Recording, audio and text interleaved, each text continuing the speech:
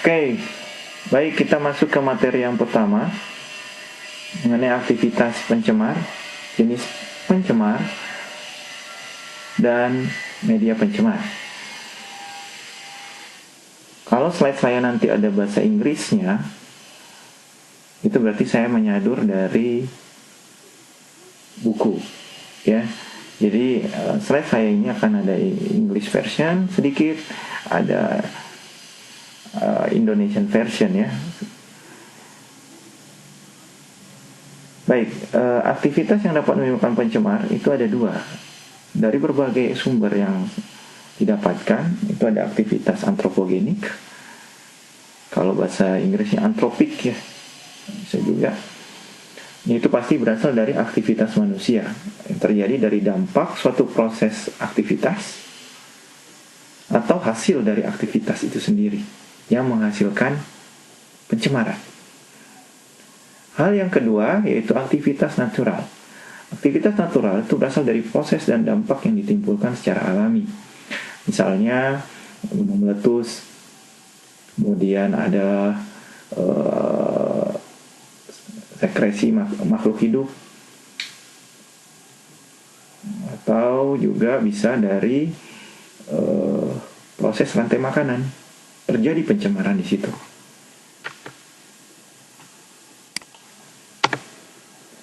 Nah, ini contoh-contoh aktivitas antropogenik dan natural.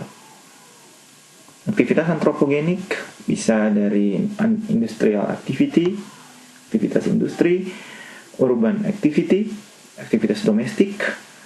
Kalau industri ya pasti berasal dari pembuangan limbah yang ada, ya, yang langsung biasanya kita industri itu buang ke sungai, ya, atau ke laut. Walaupun dia sudah melakukan pengolahan, tapi apakah yang kita olah sesuai baku mutu itu, apakah akan menjadi prekursor pencemar kembali? Nah, orang teknik kimia itu tidak membahas hal itu. Dia cuma tahu bagaimana mengolahnya, kemudian dibuang, kan? Nah, orang kimia harus mengkonfirmasi buangnya itu berapa. Kalau sudah di bawah baku mutu, buang. Apakah boleh? Orang teknika boleh. Kalau orang kimia belum tentu.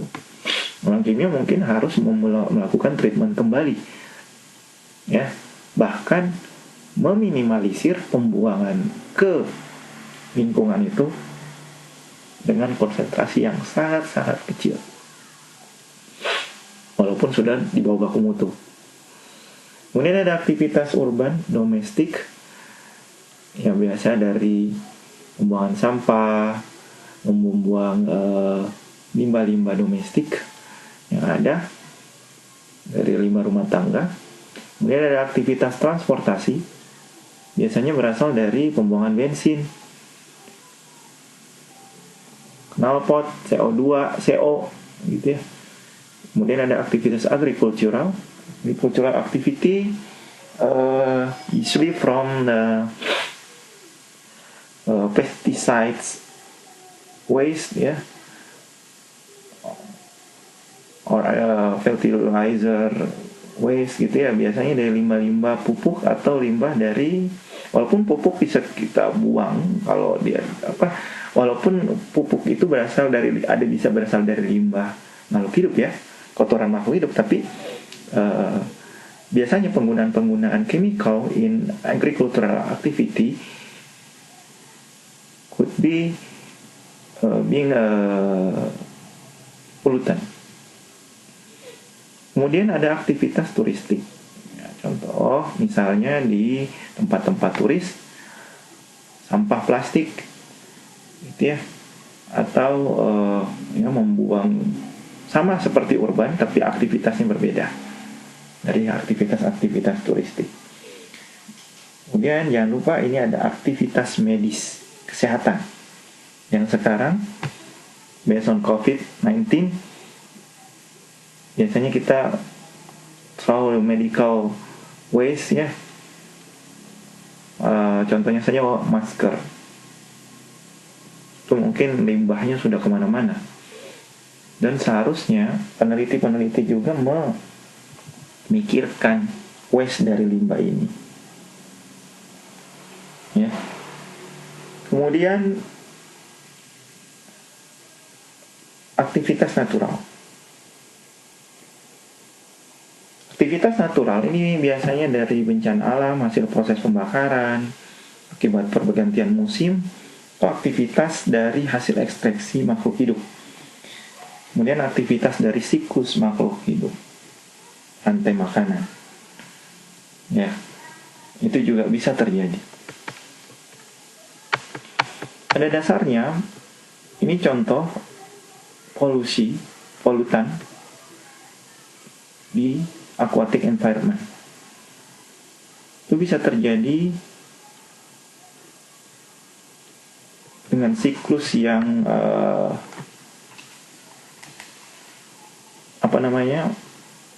bisa kembali, maksudnya dia tidak bisa hilang gitu ya di aquatic environment. Jadi misalnya ada orang membuang sampah gitu ya, menjadi polutan, dia bisa terdispersi ke air, dia bisa terdispersi ke suspensi, kemudian dia bisa terabsorpsi dan terdesorpsi dan terpresipitasi antara satu sama lain, dari water ke suspensi menjadi suspensi, dan dia bisa terdesorpsi lagi ke air. Ya, kemudian organisme di sini. Jadi di sini ada 3 media yang utama: suspension, yang mungkinnya nanti akan bertumbuh menjadi sedimen, air, dan organisme. Organisme ini akan banyak menempel di sedimen. Ya. Dan polutan ini akan ditelan sama organisme, kemudian diekskresikan kembali dalam air. Dia bisa memakan dari media air maupun media suspensi. Dan juga dari air dia bisa absorpsi, adsorpsi, dan presipitasi di sedimen. Dan sedimen ini ada 3 lapisan: sedimen permukaan, sedimen dalam, dan paling dalamnya interstitial water. Jadi ada komponen yang paling dalam, sedimen yang mengandung air, di situ juga bisa. Kemudian ada dari suspensi ini dia bisa tersedimentasi, kemudian terresuspensi lagi jadi suspensi, dan akhirnya polutan ini tidak bisa hilang, selalu berada di 4 wujud ini: water, suspension, organisme, dan sedimen. Nah, kalau Anda lihat proses polutan itu dari segi kuantitatif, itu banyak sekali kandungannya. Surface ocean, di laut saja ada surface ocean, deep, kandungannya itu sangat beragam. Ini contoh adalah PB yang ada di perairan, di tanah, maupun di atmosfer. Ini jumlah-jumlahnya yang bisa terserap. Jadi dia bisa transportnya bisa evaporate ke atmosfer, bisa kondensasi, ya, kemudian bisa terdistribusi ke daratan. Walaupun kita tahu di sini ada pabrik, misalnya ada mining of lead, dan ini ada produksi lead dari berbagai sumber. Namun aktivitas-aktivitas yang bisa ditimbulkan dari lead itu sangat banyak. Jadi secara kuantitatif, lead ini bisa didapatkan dari surface, ocean, deep, sedimen, mining, dust, volcanoes, atmosfer, gitu ya, dan aktivitas urban terulang. Di reservoir, PB itu bisa sampai 10⁻⁶ per kilogram PB yang bisa didapatkan, dan bisa terflux surface water atau ke badan perairan. Bagaimana yang bisa ditimbulkan di badan perairan? Dia akan merusak, mengganggu ekosistem di perairan. Di sini kalau kita lihat ada namanya decomposition zone, sini septic zone, sini recovery zone. Kalau kita lihat di sini decomposition zone, kandungan oksigennya akan hilang, habis atau sedikit, sehingga membuat makhluk hidup ini akan pindah pergi gitu ya ke yang memiliki banyak oksigen, karena semakin banyak oksigen kan makhluk hidup semakin banyak ya tinggal. Nah, di sini akumulasi akan terjadi.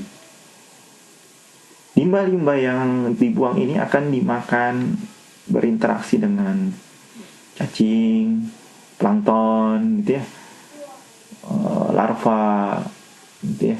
Kemudian dimakan sama ikan yang kecil, ikan yang besar, sehingga konsentrasinya yang awalnya dibuang sebanyak 2 ppm itu akan menjadi terakumulasi di ikan yang besar 8 ppm, dan dia hidup di clean zone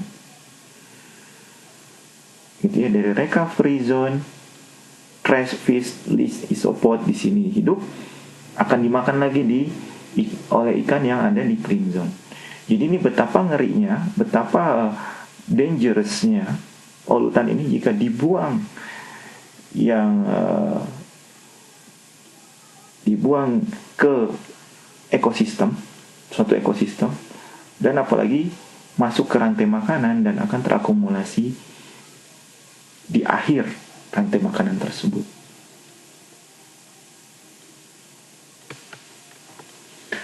Definisi polutan. Polutan itu apa? Polutan itu adalah semua senyawa alami yang berasal dari manusia.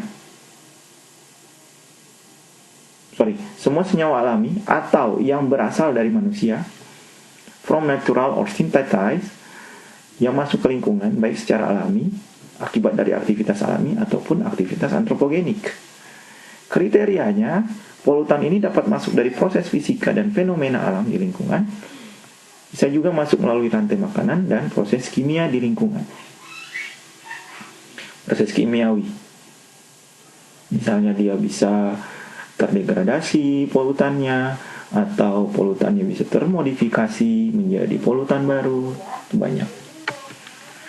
Jenis polutan itu ada 2. Yang paling jelas ada polutan organik, ada polutan anorganik. Polutan organik dia pasti mengandung karbon, hidrogen, oksigen, nitrogen, fosfor, dan sulfur, serta halogen. Ini contoh-contoh jenis polutan organik yaitu hidrokarbon, PCB, pesticide, pharmaceutical compound, dan juga ada phthalate misalnya. Ada juga polimer, kandungan yang banyak polimernya yaitu plastik ya. Kemudian polutan anorganik. Polutan anorganik berasal dari logam pastinya, ion-ion logam biasanya. Kemudian metaloid, campuran logam dan non-logam. Kemudian hasil dari radioaktif, produk radioaktif. Jadi biasanya kalau kita menggunakan radioaktif, efek dari radioaktifnya di perairan misalnya, itu akan berdampak dan memberikan polutan walaupun skalanya, kadarnya kecil. Kemudian hasil bahan eksplosif, nah, terutama kalau kita membuat bom gitu ya, ikan, atau yang bisa menghancurkan terumbu karang misalnya di aquatic environment. Kemudian ada gas serta nanopartikel, bentuknya nano ya. Nah di sini ada yang kita sebut sebagai xenobiotik, yaitu senyawa kimia di lingkungan yang belum pernah diekspos. Karena banyaknya percampuran, mixing of pollutants in environment, so they can produce new compound with new composition. Yeah, so we call xenobiotic compounds. Jadi senyawa kimia lingkungan yang belum pernah diekspos dan berasal dari hasil sintesis dari aktivitas manusia biasanya. Jadi dia belum pernah diekspos, dia belum pernah pisahkan, dia belum pernah diidentifikasi, sehingga kita bisa sebutkan dia senyawa xenobiotik, walaupun dia mungkin campuran dari organik dan anorganik atau organik dengan organik.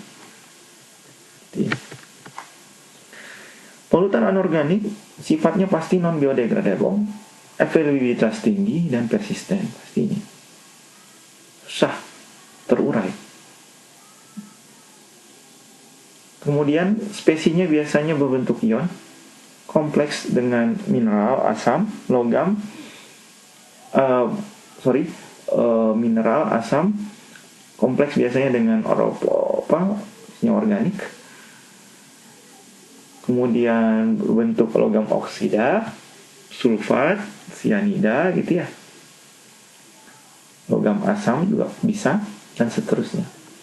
Konsentrasi tinggi logam berat dapat toksik pada biota, biasanya untuk logam-logam ini ya. Merkuri, Cu, Cd, Pb, As, selenium deh. Cu misalnya dalam mikroba saja, itu belum dalam tubuh makhluk hidup ya, itu 0,1 mg per liter itu sudah termasuk toksik. Nah ini semua tergantung dari baku mutu asesmen yang kalian ambil memang. Karena setiap asesmen toxicity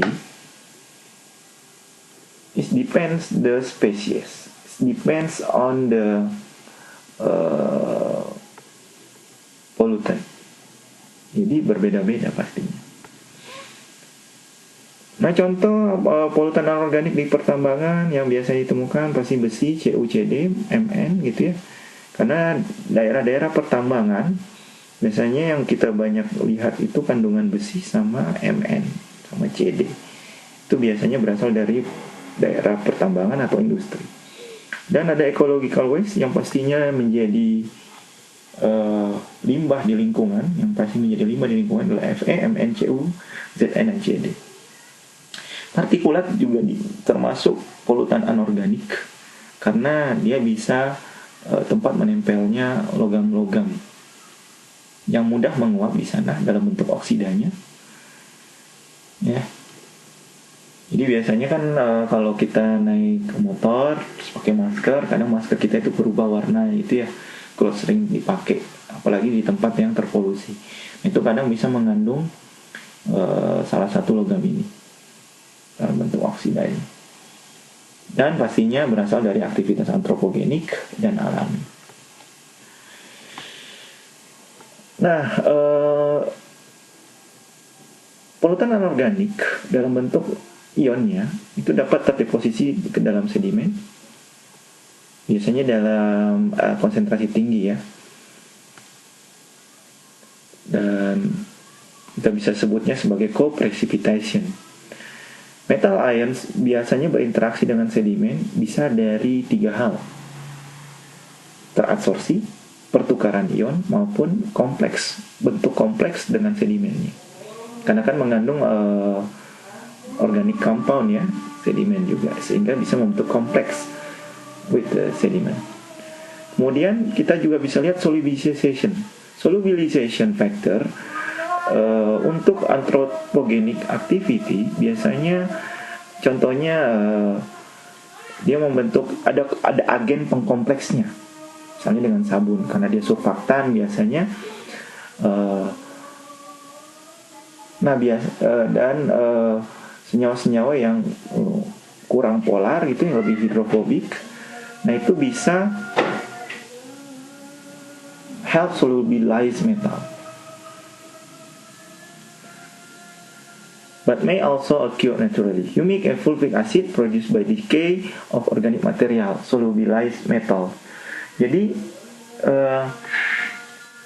solubilization atau faktor kelarutan ini sangat penting untuk bisa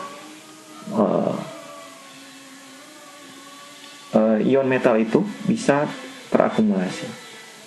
Dan di sini humic and fulvic acid yang diproduksi biasanya bisa menghancurkan organik material. Ini bisa tergantung dengan yang membentuk kompleks dengan ion metal gitu ya, itu bisa mensolubilize metal kembali. Kemudian juga bisa di-uptake oleh organisme. Distribution of the metal uptake an organisme itu juga bisa bergantung terhadap availabilitas dari metal itu sendiri, dari sifat fisik kimianya, dari kelarutan metal itu sendiri terhadap suatu media dan kondisi hidrofobik dan hidrofilik yang ada di perairan. Contoh konsentrasi dalam trace elemen individual di shellfish misalnya. Ini kalau kita lihat, ini saya coba benarkan ya. Ini elemen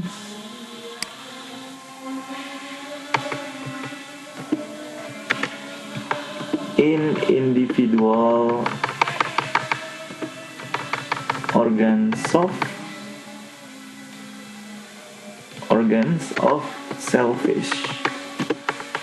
Shellfish kita tahu adalah kerang ya, golongan-golongan moluska, kerang.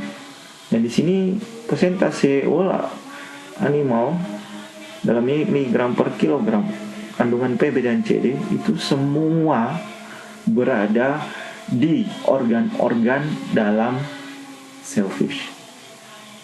Jika kita bandingkan dengan sedimen or seawater, konsentrasinya sangat kecil. Tapi karena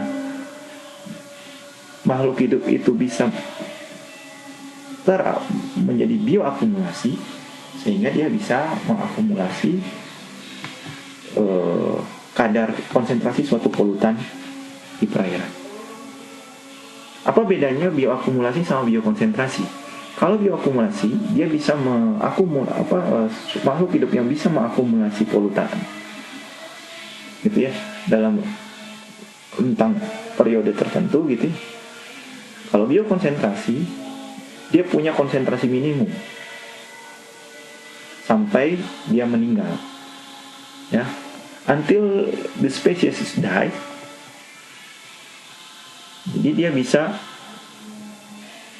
kita bisa sebut sebagai biokonsentrasi karena memiliki konsentrasi maksimum yang dia bisa dapatkan sampai dia yang berhubungan sama kehidupannya dia. Sedangkan kalau bioakumulasi, dia bisa sebagai mengakumulasi suatu spesies logam maupun polutan organik di suatu badan perairan. Kemudian ada namanya polutan organik. Polutan organik ini berasal dari molekul organik yang tersintesis. Konsentrasinya sangat kecil di lingkungan, biasanya mikrogram atau nanogram, dan dampak lingkungannya sangat besar bagi kesehatan. Dan tidak ada gejala biasanya kalau kita terkena. Kalau logam biasanya ada gejalanya ya. Contohnya misalnya kasus di Minamata atau kasus di Newmont, itu kan ada gejalanya ya, cacat lah atau ada mutasi DNA lah. Tapi kalau untuk polutan organik, karena dia bersifat nonpolar kebanyakan, dia bisa bergabung di jaringan, apalagi jaringan-jaringan lemah, sehingga timbullah kanker. Contohnya, efeknya yang paling sederhana adalah timbulnya kanker. Dan difusinya tidak terkontrol, sehingga mengganggu metabolisme dalam dosis kecil. Dan kita biasanya susah dideteksi secara visual. Walaupun dia di dalam tubuh kita, nah kita tidak tahu efeknya. Efeknya akan timbul biasanya kalau antibodi imun kita sudah menurun ya. Decreasing our antibody or immunity. So we can feel existence the organic pollutant. Polutan organik persisten. Ini kita sebut kenapa persisten, karena dia dapat terdegradasi dan resisten secara fotolitik, biokemikologi, dan kimia. Kemudian dapat terakumulasi dalam waktu yang lama, toksik, bisa terbioakumulasi dan dapat berpindah-pindah. Dia sulit terdegradasi. Walaupun dia bisa terdegradasi, tapi sangat lama. dan dapat terakumulasi dalam waktu yang lama. POPs atau persistent organic pollutant itu sudah diatur di dunia berdasarkan Stockholm Convention 2001 dan sudah diatur di Indonesia tentang monitoring POPs, kemudian penggunaan bahan-bahan organik berdasarkan Stockholm Convention itu sudah diatur karena sifatnya bioaccumulation, anthropogenic impact, banyak anthropogenic impact, kemudian persistent in environment, stay long term, hydrophobic, toxic. Dan contoh-contohnya yang biasanya kita kenal adalah hidrokarbon, golongan alkan maupun aromatik. Kemudian ada juga namanya PCDD, dioksin, ada PCB, polychlorochlorinate biphenyl, ada organochloride pesticide, ada organophosphor pesticide, ada polychlorinate benzofuran. Ini yang contoh-contoh dari persistent organic pollutant. Oke. Hidrokarbon salah satu adalah persistent organic pollutant. Dia termasuk terbagi dua ya.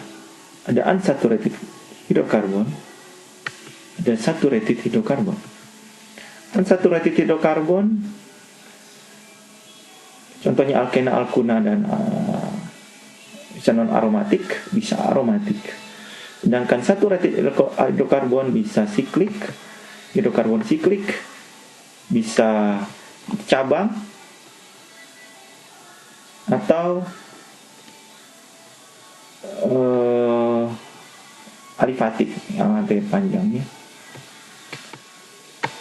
Nah, unsaturated hidrokarbon aromatik yang kita biasanya sebut sebagai PAH, polyaromatic hidrokarbon. Polyaromatic hidrokarbon itu berasal dari cincin-cincin aromatik, biasanya mulai dari 2 cincin, kemudian 3 cincin, 4 sampai 1, 2, 3, 4, 5, 6 cincin. Jumlahnya sangat banyak, namun peneliti biasanya mengklasifikasikan atau menganalisis polyaromatic hidrokarbon itu hanya 16. Dia mewakili jumlah cincinnya. Walaupun ada cincin-cincin yang identik seperti fenantren, antrasen gitu ya, cincin 3, dan memiliki massa molar yang sama. Ada juga seperti benzoantrasen dan krizen, konformasinya berbeda saja, tapi massa molarnya sama, identik. Kadang dia bisa timbul langsung dua ini dalam suatu media, bisa juga salah satunya ya. Dan banyak yang ditemukan di hasil proses pembakaran itu adalah senyawa benzoapiren. Kemudian ada PCB. PCB itu adalah polychlorinate biphenyl, dari namanya kita sebut ada biphenyl. Kemudian ada polikloro yang bisa berkonformasi meta orto para. Ya. Dan di sini ada 7 PCB yang biasanya sebagai indikator, walaupun golongannya itu ada 209 PCB yang bisa membentuk konformasi ortometapara dengan berbagai variasinya. Ya, 7 PCB ini sebagai bahan untuk analisis PCB. Dan ini adalah rumus formulanya. Itu terkait dari jumlah Cl-nya saja. Ini ada Cl3, ada Cl5, ada Cl5, ini Cl7, kemudian ada Cl6, 7. Jadi maksimal itu diiringi konformasinya ada 7 Cl di situ. PCB biasanya di sumbernya berasal dari bahan-bahan dielektrik, kapasitor, heat exchange, hydraulic fluid, flame retardants. Biasanya jadi adiktif ya untuk flame retardant di material.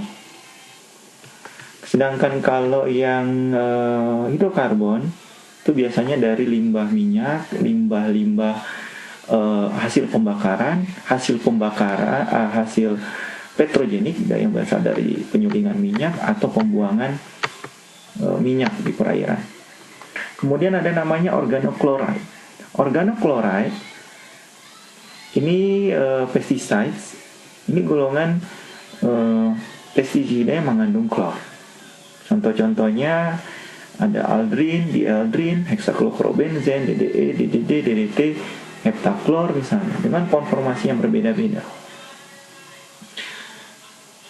Namun jika dilihat di sini ada DDE, DDT sama DDD, yang berbeda hanyalah konformasi CL-nya ya, walaupun gugusnya yang paling sama adalah ini. Nah, ini akan berdampak ke kelarutannya, solubility-nya. Pastinya akan banyak CL-nya, lebih banyak larut dalam air. Ya.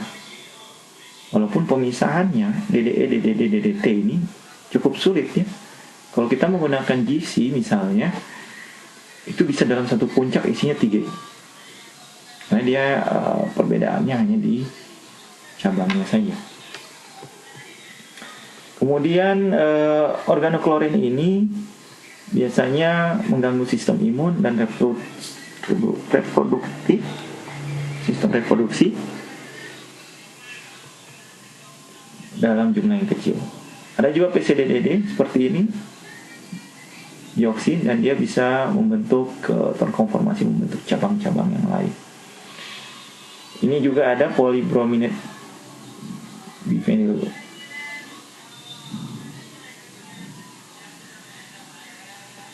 bromida. Ini sama dengan PCB, hanya saja konformasi bukan konformasi yang berbeda ortometaparanya adalah BR-nya. Nah, ini juga ada namanya brominate flame retardant atau polybromo diphenyl ether. Ini sekarang jadi penelitian yang sangat-sangat baru untuk material, karena PBD ini biasanya jadi adiktif untuk menahan material dari mudah terbakar ya. Jadi mengurangi tingkat panas bagian produk elektronik, dan PBDE dapat terkonversi menjadi dioksin biasanya. Dampaknya pasti merusak sistem endokrin, mereduksi hormon, kemudian mempunyai kemampuan bioakumulasi pada sel. Jadi semua jelas, ini salah satu contohnya dampaknya apa di dalam tubuh, itu sampai yang bisa menyerang organ, imun, maupun terbioakumulasi dalam sel, walaupun dan hormon. Walaupun jumlahnya kecil, tapi dia dapat terakumulasi. Ini hazard-hazard yang hampir semua polutan organik menyerang di dalam tubuh makhluk hidup. Kemudian ini ada polutan organik lain, ada yang polar, contohnya nonilfenol, dinitrofenol, chromfenol itu ya, dan organofosfat. Organofosfat ini juga salah satu kandungan pestisida yang mengandung fosfat. Dia kan organochloride, ada organofosfat, dan banyak biasanya didapatkan dari bahan-bahan sintetis pembuatan pestisida.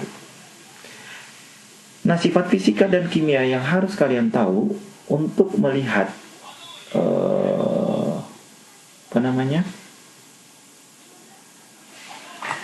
distribusi dan transport polutan, itu pasti dalam mengidentifikasinya harus tahu strukturnya, kemudian massa molarnya molekul tersebut. Kemudian koefisien partisi, koefisien organic water, octanol water, kemudian solubility, koefisien Henry. Solubility pastinya ya, dia lebih banyak ke sifatnya polarity, ya. Kemudian juga bisa ke hidrofobik atau hidrofilik. Biasanya solubility ini dilihat dari, kalau logam dari kelarutannya ya di dalam KSP-nya biasanya ya, suatu senyawa. Kemudian Henry coefficient. Koefisien Henry ini adalah kelarutan gas suatu senyawa. Jadi jika senyawa itu mudah menguap, nah kelarutannya biasanya tinggi. Contoh yang sederhana adalah Coca-Cola, ada CO2 ya. Saat CO2-nya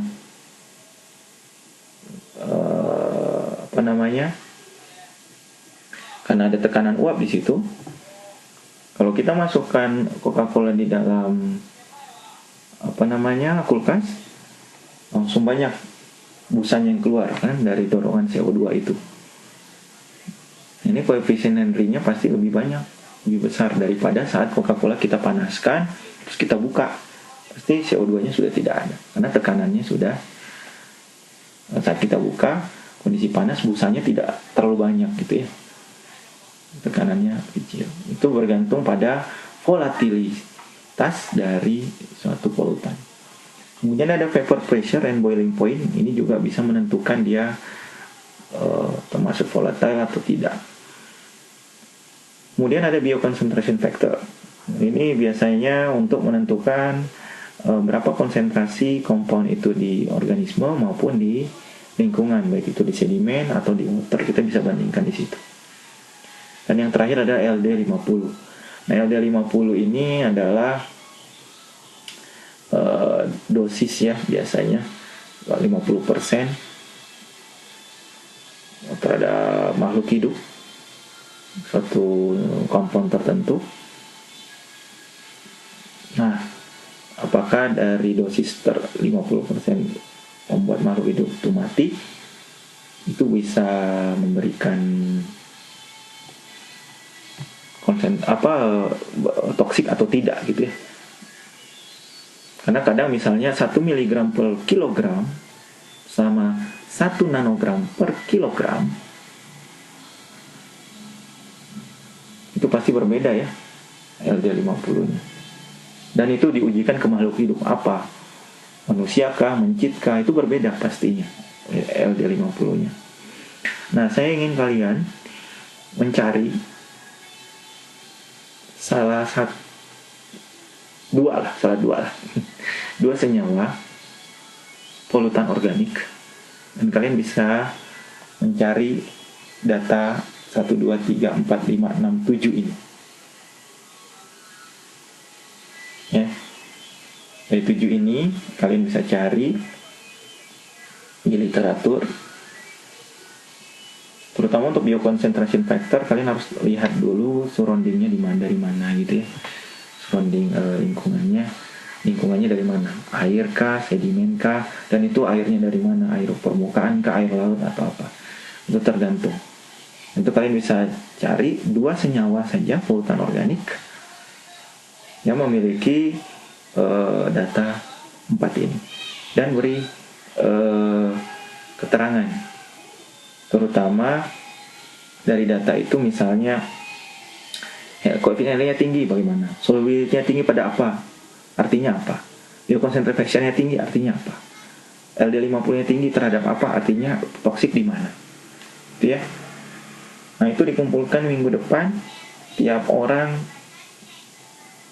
kumpulkan, taruh di upload in MS Team Assignment.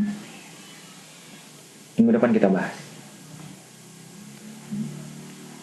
Ya. Tapi